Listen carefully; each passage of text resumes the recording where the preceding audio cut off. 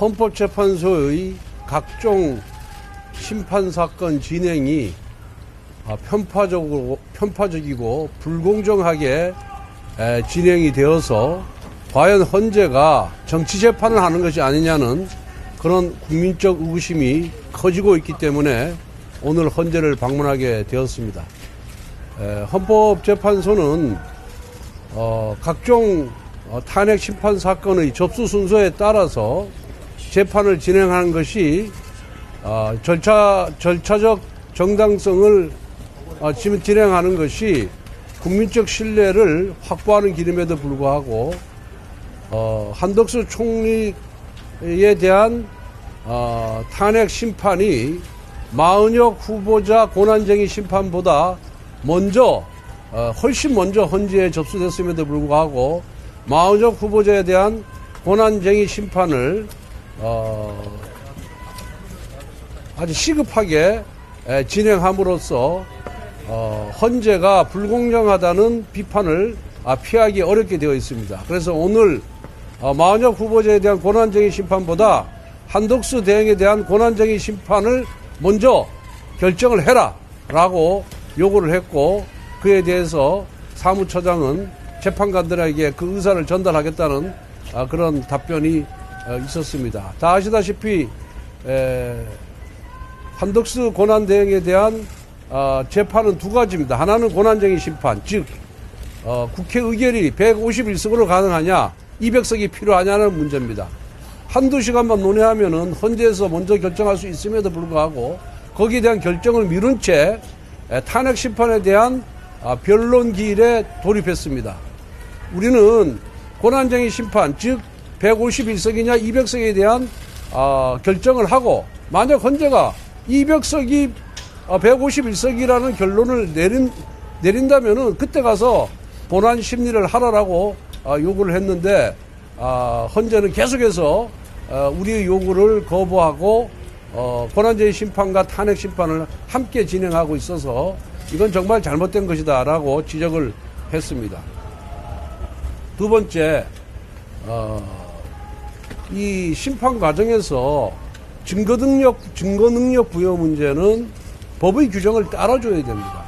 여러분들 아시다시피 헌법재판소법에 따르면은 헌법재판소가 행사하는 권한이 세 가지가 있습니다. 탄핵 심판, 권한쟁의 심판, 헌법소원이 있습니다. 그런데 권한쟁의 심판과 헌법소원은 민사소송법과 행정소송법의 규정을 준용하도록 되어 있습니다. 그런데 유독 탄핵 심판만은 형사소송법의 규정을 준용하도록 되어 있습니다. 그럼 왜 탄핵 심판에서는 행정소송법이나 민사소송법보다 형사소송법 규정을 준용하라고 했을까요? 그 이유는 딱 한 가지입니다. 대통령이든 장관이든 간에 탄핵 결정이 나면은 파면의 결과가 나오는 겁니다.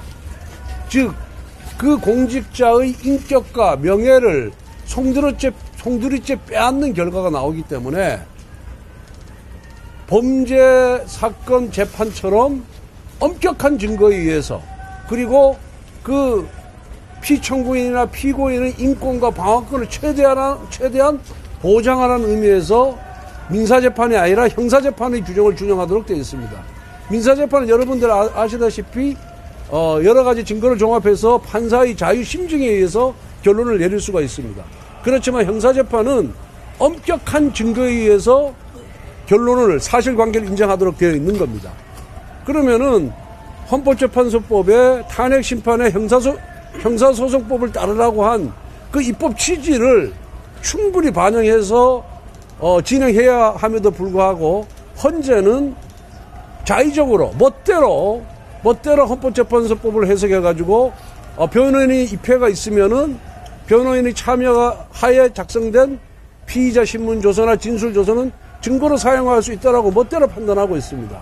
그런데 아시다시피 피의자 신문조서는 2000년에 형사소송법이 개정돼서 과거에 달리 검찰 작성의 그 피의자 신문조서의 증거 능력이 무조건 부여되는 것이 아니라 당사자가 동의하는 경우에만 부여되고, 부인하는 경우에는 증거 능력이 부여가 안 되게끔 되어 있습니다.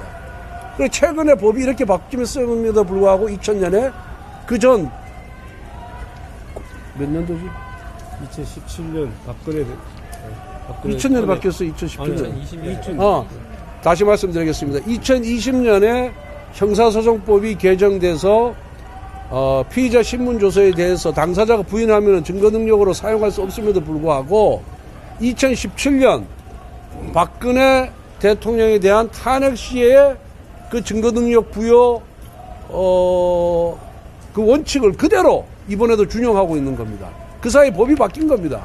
그렇기 때문에 해석도 달라져야 되는 것이 당연한 겁니다.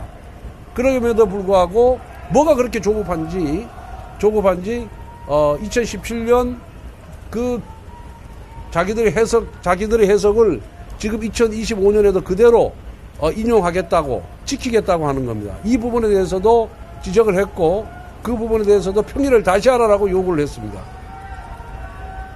그리고 헌법재판소법에는 모든 사건을 180일 이내에 처리하게 되어 있습니다. 그런데 헌재는 대통령에 대한 탄핵소추가 있자마자 다른 사건에 우선해서 처리하겠다. 그것도 신속하게 처리하겠다 했습니다. 여기서 헌재의 편향성이 드러나는 겁니다. 심판도 해보기 전에 어떻게 우선해서 처리하고 신속하게 처리합니까? 공정하게 처리하겠다고 얘기를 해야 되고 그 다음에 재판 진행을 해봐야 그 어느 정도 기간이 필요한지가 나타나는데 무조건 우선해서 처리하겠다? 다른 사건을 우선해서 처리하겠다? 신속하게 처리하겠다? 라고 얘기하는 것 자체가 정치적 편향성을 드러낸 것이다 라고 저희들은 보고 있습니다. 그리고 우리나라 헌법재판소법은 탄핵소추가 되면 무조건 직무정지하게 되어 있습니다. 그런데 미국이나 영국이나 독일이나 프랑스 같은 선진법제에는 무조건적인 직무정지가 아닙니다. 그냥 직무는 그대로 수행하면서 헌재의 결정이 나면 정지하게끔 되어 있습니다. 근데 우리는 직무정지를 하고 그 다음에 헌법재판을 탄핵심판을 진행을 합니다. 그렇기 때문에 더더구나 형사재판의 예에 따라서 그 피청구인의 방어권을 최대한 보장을 해줘야 됩니다. 피청구인의 방어권을 최대한 보장해야 그런 절차적 정당성이 확보가 돼야 헌재의 결정을 국민들이 신뢰를 할 수 있는 겁니다. 지금과 같이 절차적 정당성이 부여되지 아니하고 그 다음에 헌재가 자기들 멋대로 자의적으로 법 규정을 해석해서 지나치게 빨리 이 탄핵 심판을 진행한다 그런다면은 그 결정에 대해서도 국민들의 신뢰가 떨어질 겁니다. 결국 헌법재판은 헌법재판소의 결정으로 인해서 국민 통합의 효과를 거둬야 되는데 지금과 같이 편파적이고 불공정하게 진행됐을 경우에는 과연 국민 통합이 할 수 있을 것이냐, 오히려 분열이 가속화될 가능성이 있다. 이 점도 지적을 했습니다.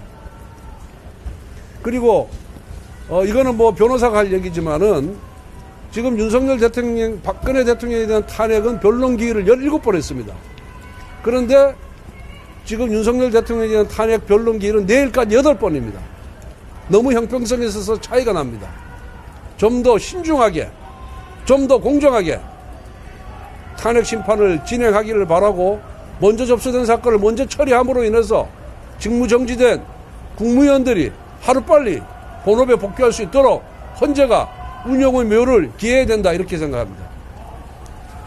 이 정도 하겠습니다.